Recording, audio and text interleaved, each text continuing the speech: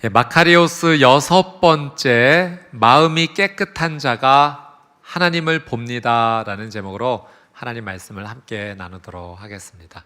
오늘 말씀을 시작하면서 여러분에게 한 가지 영상을 보여드리고자 하는데요. 이 영상 안에는 흰 옷을 입은 사람들이 이렇게 공을 주고 받습니다. 근데 의외로 많은 분들이 이 영상을 보면서 공을 몇 번 주고 받는지 그 숫자를 잘 맞추지를 못하시더라고요. 자, 흰 옷 입은 사람들이 몇 번 공을 주고 받는지 정확하게 한번 세보시게 되기를 바랍니다. 영상을 한번 같이 보겠습니다.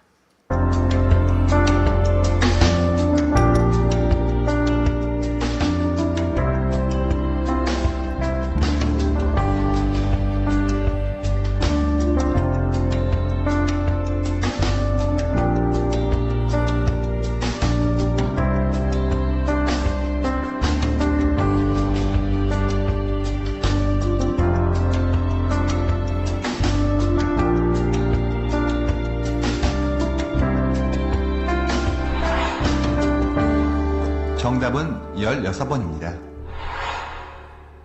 그런데 혹시 고릴라 보셨나요?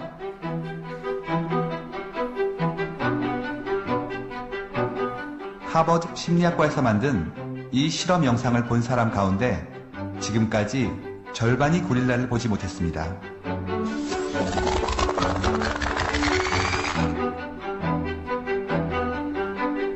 고릴라를 보셨다면 여성 한 명이 밖으로 나가고 커튼 색깔이 바뀐 건 어떤가요? 보셨나요? 있는데 못 보는 거죠. 여러분 숫자는 맞히셨습니까? 고릴라는 보셨습니까? 고릴라는 보셨더라도 검은색 옷 입은 여성이 나가는 건 보셨습니까? 커튼색이 변하는 거는 보셨습니까? 하버드 대학교의 이제 심리학에서 행한 실험인데요. 패스를 몇 번 하느냐 그게 중요한 게 아니라 이 실험을 통해서 사람은 보고 있지만 다 보는 것이 아니다라고 하는 사실입니다. 사람은 관심 있고 보고 싶은 것에만 눈길을 두고 보게 된다는 겁니다. 여러분 왜 말씀을 시작하면서 제가 이 영상을 보여드렸는가? 이 모습이 바로 우리의 영적인 현실이기 때문입니다. 세상 사람들은 이렇게 말합니다. 하나님을 보여줘. 그럼 내 믿을게. 하나님을 보여달라고 말을 합니다. 우리 믿음의 사람들도 가끔 의심합니다. 하나님, 도대체 어디 계신가요? 제 기도는 듣고 계신 겁니까? 이런 생각을 하게 됩니다. 여러분 오늘 우리가 보았던 이 영상의 실험이 우리에게 충격적인 진실을 말해주는 것 하나는 하나님이 안 보이는 것, 안 계신 것 아니라는 겁니다. 하나님은 지금도 우리의 삶 가운데 살아 역사하시고 나의 삶 가운데 나와 동행해 주시고 지금 이 자리에도 나와 함께 하여 주시는 살아 역사하시는 하나님이신 줄 믿습니다. 그런데 우리가 세상을 향한 관심이 너무나 많아서 우리의 마음에 세상을 향한 마음이 너무나 가득 차 있어서 하나님을 보지 못하는 겁니다. 마음이 너무 바쁜 겁니다. 세상에 정신이 팔려 있으니 지금 하나님께서 우리와 함께 계심에도 불구하고 내 삶 가운데 역사하심에도 불구하고 하나님을 느끼지 못한다라고 보지 못한다라고 우리는 그렇게 말합니다. 이건 시력의 문제가 아니라는 겁니다. 관심의 문제인 것입니다. 여러분 그러면 어떻게 해야 지금 우리의 삶 가운데 역사하시는 내 눈앞에 계신 하나님을 우리는 볼 수 있을까요? 오늘 예수님께서 이런 우리의 질문에 처방전을 주신 것이 바로 오늘 본문의 8절 말씀입니다. 마음이 청결한 자는 복이 있나니 그들이 하나님을 볼 것임이요. 여러분 우리는 마음이 청결하다라는 이 말을 들으면 덜컥 겁부터 납니다. 목사님, 그렇다면 저는 틀렸네요. 어제도 분노를 하였고 오늘도 마음에 누군가를 미워하는 마음을 가지고 있습니다. 제 마음을 보니 깨끗하지 못하네요. 저는 평생 하나님을 아마 못 볼 겁니다. 여러분, 우리는 이 청결을 어떤 도덕적인 완벽함이나 또는 죄가 하나도 없는 어떤 무균실 같은 상태로 우리가 이해를 합니다. 만약 그런 사람만 하나님을 볼 수 있다면 우리 중에 단 한 사람도 하나님을 볼 사람은 없을 겁니다. 예수님께서 말씀하신 청결은 이런 의미입니다. 이 헬라어 원어로 봤을 때 이 청결에 해당하는 헬라어 원어는 카타로스라고 하는 단어입니다. 카타로스. 이 단어에 담겨져 있는 중요한 뜻이 하나 있다면 섞이지 않았다라는 의미예요. 청결이 무엇을 의미하는가? 섞이지 않은 것이다. 포도주 원에 그대로 있어. 물에 섞이지 않는 그 원에 그대로의 모습. 금이 있는데 단 1%의 불순물도 담겨 있지 않는 숨군, 아무것도 섞여 있지 않는 바로 그 상태를 청결이라고 하는 단어로 설명을 하는 거죠. 또 성경에서 가르쳐 주시는 청결에는 이런 의미가 있습니다. 두 마음을 품지 않는 겁니다. 우리가 두 마음을 품지 않는 것, 이것이 성경이 우리에게 가르쳐 주시는 청결한 마음이라는 거죠. 여러분, 우리가 왜 하나님을 보지 못하는가? 우리 마음이 두 마음을 품고 있기 때문입니다. 하나님을 사랑하고 믿는 마음도 있지만 세상을 사랑하고 좋아하는 마음도 마음 한켠에 있기 때문에 이 두 마음이 섞여 있기 때문에 청결하지 못한 겁니다. 마음속에 하나님 반, 세상 반이 섞여 있습니다. 여러분, 유리창에 얼룩이 얼룩덜룩 되어 있으면 바깥에 있는 풍경을 선명하게 보지 못하는 겁니다. 우리의 마음에도 세상을 향한 마음으로 얼룩덜룩 덮여져 있으면 하나님의 그 선명한 모습을 우리가 보지 못하는 것이죠. 여러분, 오늘 예수님께서 우리에게 요구하시는 청결은 죄를 단 한 번도 짓지 않는 능력을 말하는 게 아닙니다. 이건 마음의 방향입니다. 마음의 결심입니다. 하나님, 오늘도 나는 실수를 또 하네요. 그럼에도 불구하고 저는 하나님을 또 찾을 겁니다. 저는 하나님 한 분만 붙잡고 살아갈 겁니다. 언제나 내 삶의 선택은 하나님입니다. 내 삶에서 늘 하나님을 찾는 이 마음, 세상을 향하는 마음이 아니라 오직 하나님 한 분만을 구하는, 섞이지 않는, 두 마음을 품지 않는 바로 그 마음의 결심, 진심, 중심입니다. 내 시선을 하나님께만 단단히 두는 고정, 이것이 예수님께서 우리에게 말씀해 주시는 마음의 청결입니다. 오늘 성경은 우리 마음이 청결할 때, 마음이 나누어지지 않을 때, 하나님 한 분만을 원하고 기뻐할 때 기적이 일어난다 분명히 약속하십니다. 그것은 하나님을 볼 수 있다라는 약속입니다. 하나님을 본다라고 하는 것은 우리가 나중에 천국에 가서 그때 하나님을 배우는 먼 훗날의 이야기가 아니라 바로 오늘 우리의 실제가 된다는 겁니다. 마음이 청결할 때, 마음이 나눠지지 않을 때 나와 함께 하시는, 나의 삶의 역사하시는 하나님을 느낄 수 있고 볼 수 있다라는 하나님의 거룩한 약속입니다. 자, 그렇다면 하나님을 본다라고 하는 것이 어떤 은혜이고 축복인지를 그 세 가지 은혜를 저희가 함께 나누어 보도록 하겠습니다. 말씀 속으로 저희가 함께 들어가 봅니다. 첫 번째로 함께 나누고 싶은 것은 이해할 수 없었던 나의 삶이 해석이 되는 겁니다. 마음이 청결하여서 하나님을 본다라고 하는 것은 그동안 이해할 수 없었던 나의 삶이 이해가 되어지고 해석이 되어지는 것, 이것이 바로 하나님을 보는 은혜요 축복입니다. 여러분, 우리가 인생을 살아가면서 가장 힘든 순간을 생각하면 언제일까요?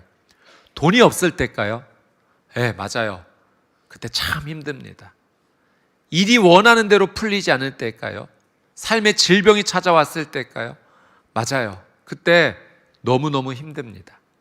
그런데 이거 외에도 정말 우리를 힘들게 하는 때가 있으니 내 삶에 찾아온 고난의 이유를 내가 이해하지 못할 때입니다.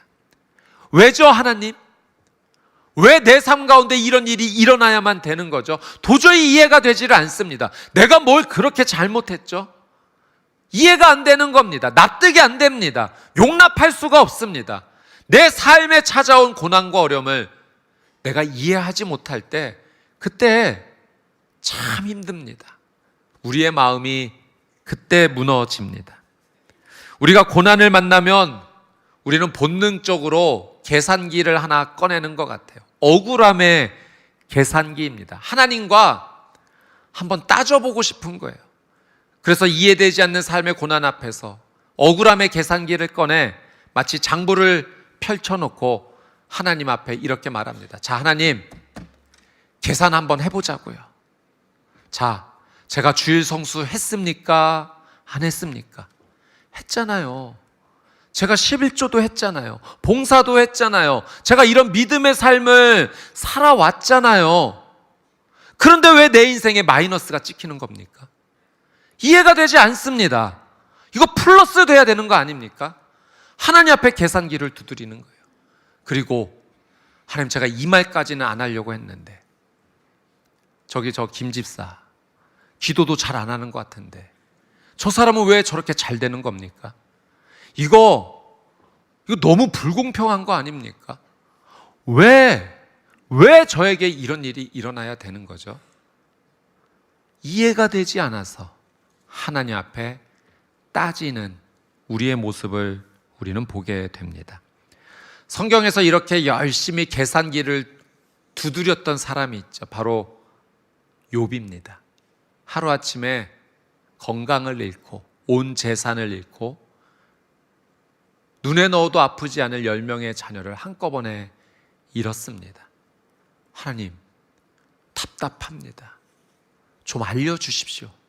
왜 내게 이런 일이 일어나야 되는 거죠? 하나님께 계속 항변했습니다. 그게 욥기서에 기록된 내용입니다. 자신의 고난이 이해가 되지를 않았던 거죠. 해석되지 않았습니다. 그러니 억울하죠. 섭섭합니다. 분노까지 일어났습니다. 그런 욥에게 하나님께서 어느 날 폭풍우 가운데 말씀을 해 주셨습니다. 욥이 하나님의 음성을 들은 겁니다. 하나님의 음성을 들은 욥이요, 하나님의 말씀을 다 듣고 나서 그가 이런 고백을 합니다.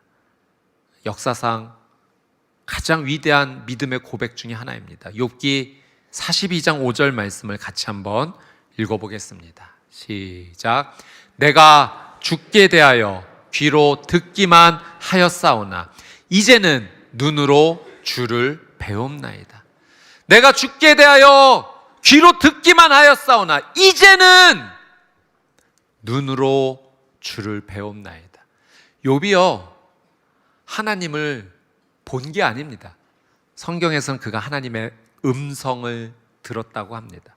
들었는데 욥이 보았다라고 지금 고백을 하고 있는 겁니다. 시적인 표현이 아닙니다. 들었지만 실제로 하나님을 본 것이지요. 자신의 삶이, 이 고난이 해석이 된 겁니다. 이해가 된 겁니다. 그러니 하나님을 내가 봅니다라고 말한 겁니다. 욥이 이 고백을 드리게 되었을 때 그의 삶이 회복되었는가? 아니요. 아직 회복되지 않았어요. 여전히 그는 온 재산을 잃어버린 상태였고요. 여전히 잿더미에 앉아서 몸에 그 고름이 흘러나가는 여전히 아픈 상황이었습니다. 그런데 딱 하나 변한 거 있다면, 모든 상황이 변하지 않고 하나도 그의 삶 가운데 일어난 변화가 없지만 딱 하나 일어났다면 그의 마음이 바뀐 겁니다. 오늘 말씀에 표현하자면 마음이 청결하여진 겁니다. 그는 하나님께 회개하면서 주님, 이제야 내가 주님을 봅니다. 하나님을 본다라는 그 믿음의 고백을 한 겁니다. 하나님의 말씀 앞에서 마음이 둘로 나누어지지 않고 하나님으로 충만해진 겁니다. 하나님께서 나를 버리시고 도망가신 것이 아니구나. 지금 이런 상황을 통해서 나를 정금같이 빚어가시는 하나님의 섭리가 있는 것이구나. 이해되기 시작한 겁니다. 그러니 하나님을 보았다라고 고백을 한 거죠. 여러분, 재즈 음악의 역사상 최고의 트럼펫 연주가라 불리는 이 마일스 데이비스라는 사람의 유명한 일화가 하나 있습니다. 어느 날 유명한 피아니스트 허비 행콕과 함께 합동 연주를 하는데, 연주회가 진행되는 도중에 이 허비 행콕이요, 그만 잘못된 음을 눌러버린 겁니다. 이 허비 행콕이요, 그때를 표현하니 식은땀이 나면서 자신의 이 실수 때문에 자신의 귀를 막 막아버리고 싶었던, 그런 정말 부끄럽고 내가 정말 잘못된 실수를 했구나, 그렇게 느끼는 그 순간 이 마일스 데이비스가 그 잘못된 음을 시작으로 새로운 곡을, 멜로디를 연주하기 시작하더라는 겁니다. 그리고 많은 사람들의 환호를 받게 되었습니다. 공연이 끝나고 이 마일스 데이비스가 그런 말을 했대요. 재즈에는 틀린 음이 없다네. 그 음을 그냥 틀린 음으로 두느냐, 아니면 그 틀린 음을 새로운 곡의 시작으로 만드느냐, 그것은 그 다음 연주자가 누구냐에 따라서 결정이 되는 것이 있어요. 틀린 음이었지만 이 훌륭한 연주가였던 마일스 데이비스는 그 틀린 음을 시작으로 새로운 음악, 사람들에게 기쁨을 주는 그 음악을 시작했던 겁니다. 여러분, 내 인생이 해석이 된다라고 하는 것은요, 단지 이런 의미가 아닙니다. 아, 이것 때문이었구나. 그래서 내 삶에 이런 어려움이 찾아온 거구나. 단지 이해하는 정도가 아니라는 겁니다. 내가 힘들었던 이 삶을 마주했지만 하나님께서 나에 대한 섭리를 가지고 계시고, 이 틀려버린 음과 같은 나의 인생 가운데 하나님께서 새로운 음악을 연주해 주시겠구나라고 믿음으로 바라보는 것, 이것이 하나님을 보는 것이요, 내 인생을 새롭게 해석하는 은혜입니다. 우리는 살면서 우리의 실수와 잘못으로 얼마나 틀린 음들을 많이 누릅니까? 내 실수로 죄의 음을 누를 때도 있고요, 우리의 삶 가운데 힘든 상황이 찾아오기도 합니다. 사업의 실패라는 음을 누를 때도 있고, 결혼 생활의 어려움이라는 음을 누를 때도 있고요, 우리의 삶 가운데 풀리지 않는 내 잘못으로 된 그런 끔찍한 음들이 눌려질 때가 있는 겁니다. 좌절하죠. 그 틀린 음을 들을 때 이제 끝났구나, 내 인생 망했구나라고 그렇게 느끼는 그 순간, 여러분, 그 틀린 음을 하나님께 가져가는 순간 전혀 다른 이야기가 된다는 겁니다. 여러분, 우리 하나님은 나의 틀린 음을 받으셔서 새로운 인생의 아름다운 연주곡으로 우리를 만들어 주실 줄 믿습니다. 이게 청결한 자, 하나님을 바라보기로 결정한 자가 누리는 하나님을 볼 수 있는 은혜입니다. 내 인생이 새롭게 해석되는 거죠. 하나님의 섭리를 보는 것입니다. 여러분, 내 삶에, 내 인생의 실수를 그냥 두지 아니하고 하나님께로 가져가는 마음이 청결한 자, 하나님의 섭리 안에서 다시 새로운 인생의 음악을 시작하는 귀한 삶이 되시기를 주님의 이름으로 축복합니다. 두 번째는 멀게만 느껴졌던 하나님을 깊이 느끼는 겁니다. 하나님을 본다는 것은 멀리만 느껴졌던 그 하나님을 내가 가깝게, 깊게 느끼는 것입니다. 우리가 신앙생활을 오래 했지만 가슴 한구석에 늘 채워지지 않는 하나의 갈증이 있을 때가 있습니다. 하나님이 계신 건 알겠는데, 그런데 내 삶에서 잘 느껴지지를 않는 겁니다. 마치 이제까지 한 번도 보지 못한 친척이 저 먼 외국에 사는 것과 같은, 그래서 어색하게만 하나님이 느껴지는 거죠. 나와 상관없는 분처럼 느껴진다는 겁니다. 머리로는 아는데 가슴까지 내려오지를 않는 거예요. 하나님께 예배를 드리는데 감격이 되지를 않습니다. 하나님께 기도하는데 마치 이 기도가 그냥 허공에 나온 자, 허공에 그냥 대고 이야기를 하는 것만 같아요. 영적 건조증입니다. 왜 그럴까요? 여러분, 이것은 우리가 하나님 앞에 나올 때 있는 모습 그대로, 나의 민낯 그대로 나오지 않고 우리가 하나님 앞에 가면을 쓰고 나오기 때문입니다. 우리는 본능적으로요, 우리의 약함과 추함을 감추려고 합니다. 내가 이 정도로 약하지 않다는 것을, 이 정도로 추하지 않다는 것을 어떻게 해서든 가리려고 합니다. 그러니 교회에 올 때 표현하자면 그 종교적인 화장을 아주 두껍게 하고 오는 겁니다. 마음은 미움으로 썩어 문드러졌는데 얼굴은 세상에서 가장 평안한 모습으로 그렇게 나오는 겁니다. 저 아무 문제 없어요. 평안합니다. 사람에게 뿐만 아니라 하나님에게까지 우리가 우리의 모습을 감추고 하나님 앞에 나오는 겁니다.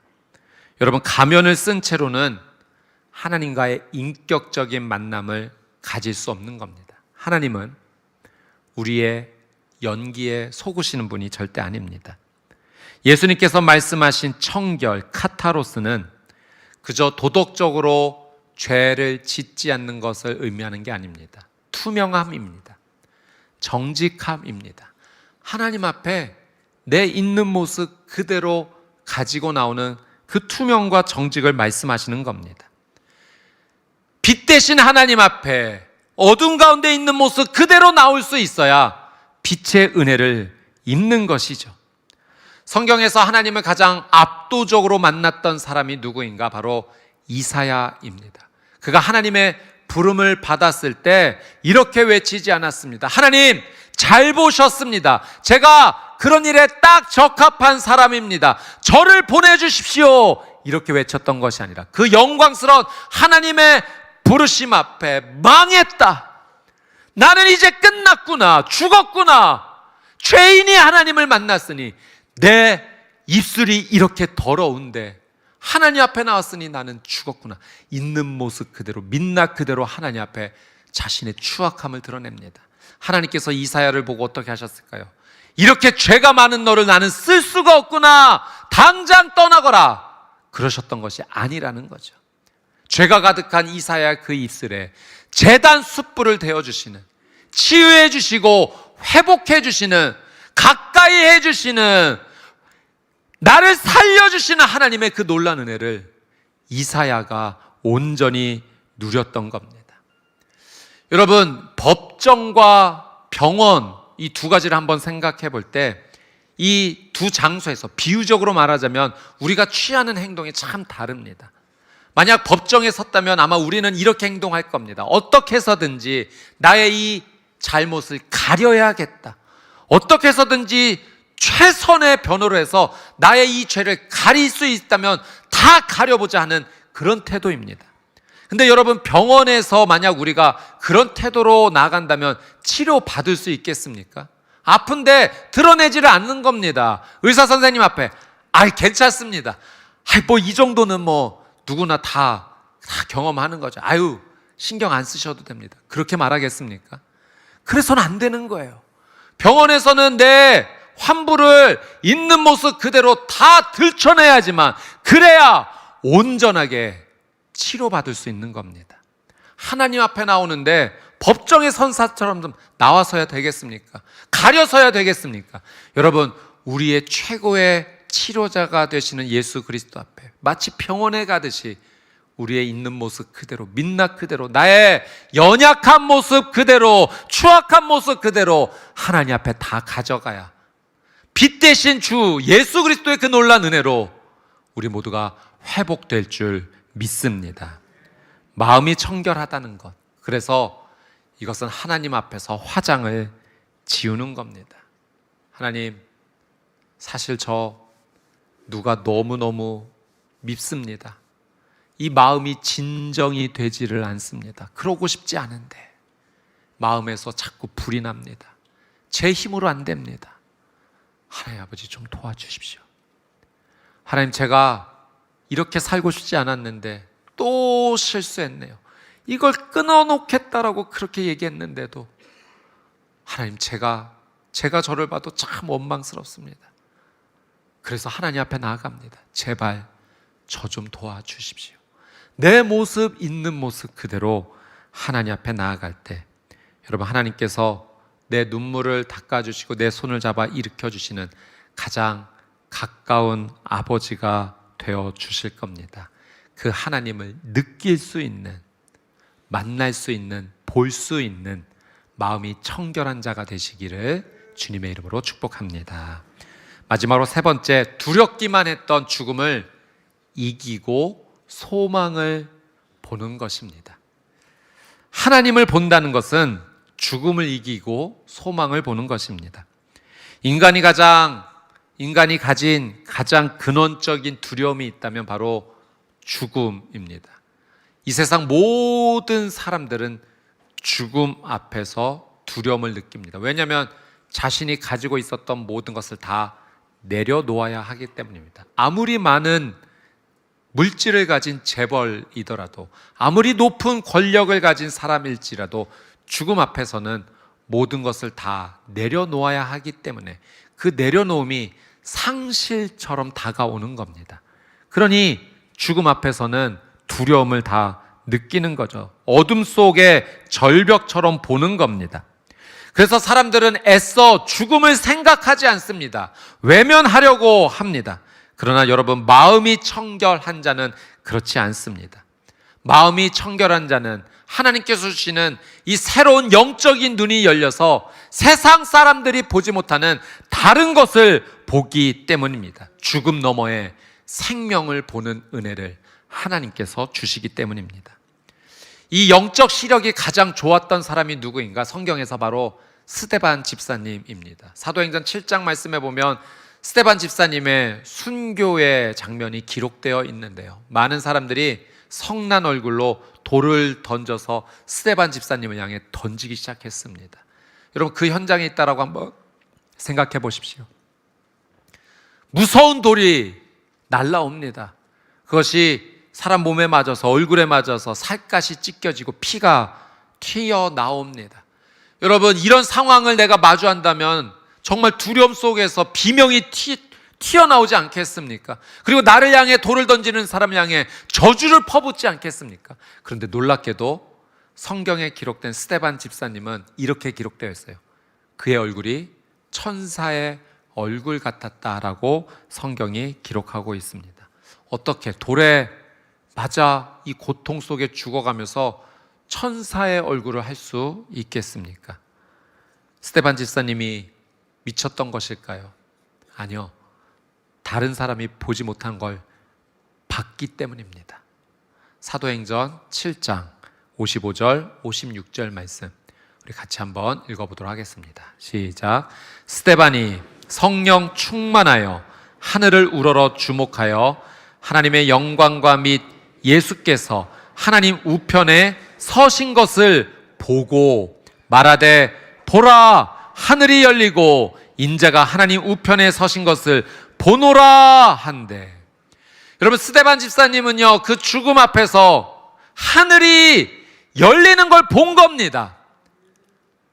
하나님의 보좌 우편에 예수님께서 일어나셔서 자신을 맞이해 주시는 그 영광의 모습을 본 겁니다.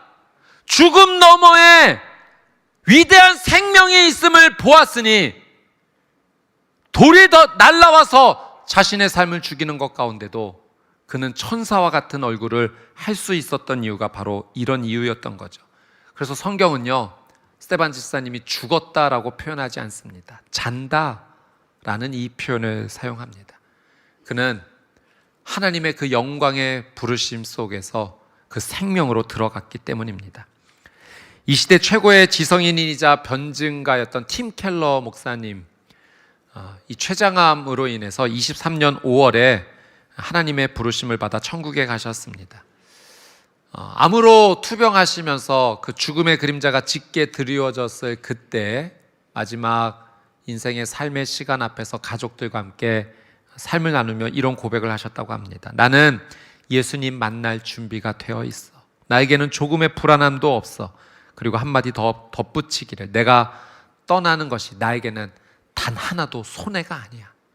단 하나도 손해가 아니야. 이 고백을 하셨다는 거죠. 죽음 너머의 생명을 보았기 때문에 이런 고백을 하는 겁니다.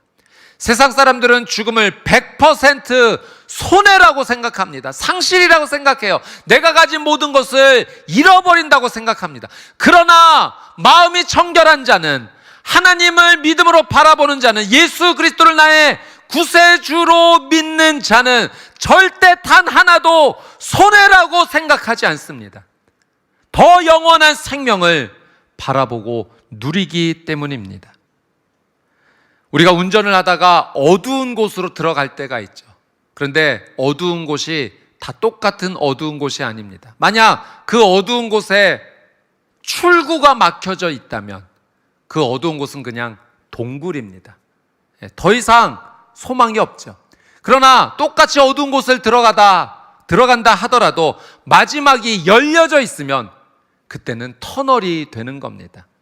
지금은 어두운 가운데 들어가지만 그 끝은 빛으로 나가게 되는 겁니다.